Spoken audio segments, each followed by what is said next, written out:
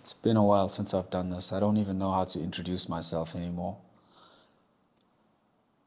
Yeah, so I have moved to Johannesburg and I think my last upload's been a year. So, hello once again to the people looking at me as I look into this lens. I wanted this to be more discursive than anything because I've been watching a lot of content that's trying to break down the situation in South Africa, which of course we all know is dire, extremely dire. South Africa, for all intents and purposes, is a country that is on the brink of collapse. Infrastructure is not being maintained, everything is falling apart. Systems are, whether you're talking about administrative systems, communication systems, government systems, especially at the municipal level, things are extremely dire. We know the story, we know the situation. But there has been some interesting analyses offered by public intellectuals and people that I've been looking at on YouTube. One of whom he's been generous enough to give me his contact details. He's one of the most accessible people I've actually found on YouTube. And one of the things he posted recently was a suggestion on how the country can be fixed, with regards to schooling, language. And I think there is a very strong connection between schooling and language in this country. I think it's no secret to many of you who are aware of homogeneous versus heterogeneous societies. Homogeneous societies seem to be able to amass quickly. They seem to coalesce. They speak the same language. They understand the same cultural rules and frameworks that allow them to function better as a society. It's not a detriment to South Africa that it has so many diversities in language and culture, but when we try to accommodate and enshrine all of those within officially recognized languages, and we create these cultural models that try to push and establish and legitimize these languages, that itself becomes an administrative task that is quite cumbersome. I don't want to sound like an absolutist or someone who advocates for a single language or culture or maybe two, like Penwell suggests. That's not what I'm saying. But if the language of instruction in schools is to follow a minimum or maximum 2 or 3 languages, I think we would move a lot quicker. And where I see language as being probably the cross that we have to carry, especially when it comes to technical skills, is mathematics and sciences, or is STEM, science, technology, engineering, and mathematics. This was made evident to me by a friend who's also, like me, is a professional videographer, photographer, and video editor. He likes to go and teach in schools, rural schools, out in the weekends. He told me he tried this. He started out instruction in English, and of course the usual happened. Lapse in concentration. The kids didn't really know how to latch on to certain concepts when he tried to break them down.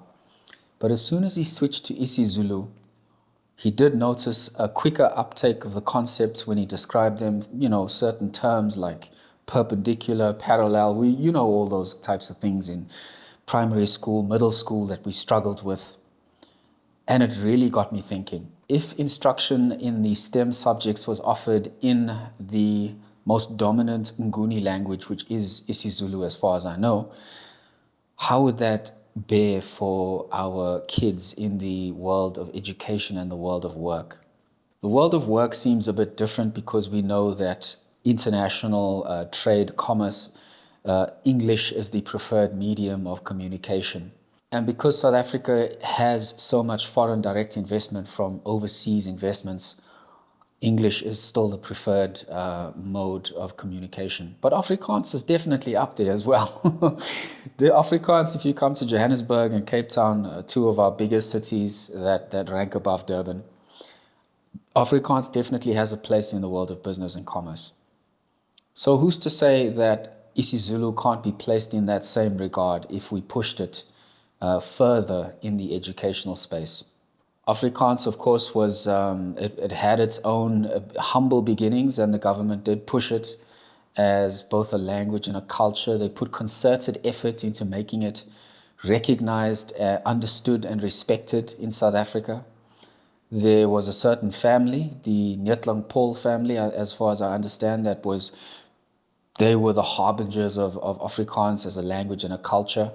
Anna Netlung Paul, who was both a stage actress and a playwright, her family was tasked with converting books from Shakespearean sonnets into Afrikaans. I'm sure there are international literary bodies that are responsible for recognizing certain languages and cultures. All of these types of things can be done if we put the same weight as South Africa and force our government to put the same weight behind isiZulu as a language that should be respected. When people set foot into South Africa, commerce deals and business deals and the world of work should have isiZulu as, right next to English. I don't see why not. But yeah, it really got me thinking. We do have government programs in the Department of Arts and Culture that try to push our native and indigenous tongues more predominantly into the mainstream, but I don't know if enough is being done. I'm not sure if enough is being done with regards to that. Historically, Afrikaans has always held a higher, more privileged position than the indigenous languages. And perhaps it's because we have so many officially recognized languages in South Africa, 11, that the government's energy and its resources are perhaps being stretched way too thin to push those languages forward. Again, if I sound like an absolutist or an extremist, I'm sorry, but this is my sentiment at this point regarding this. I feel like South African languages, South Africa's diversity at times can be its strength, but also at other times can be a weakness. It's funny because I used to be a lot more liberal in my younger days at varsity. The usual spiel, balancing a lot of human rights with economic outlooks as possible, but the older I get, I look to the more expedient, the more straightforward paths that lead to the quicker solutions.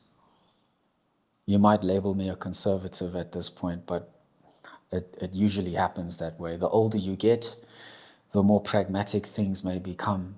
But I'm not sure what my political leanings are at this stage. I just seek for expedience and stuff that works. I think that's the sentiment of most South Africans these days, is we just want a country that works. I hope we see it at the polls next year.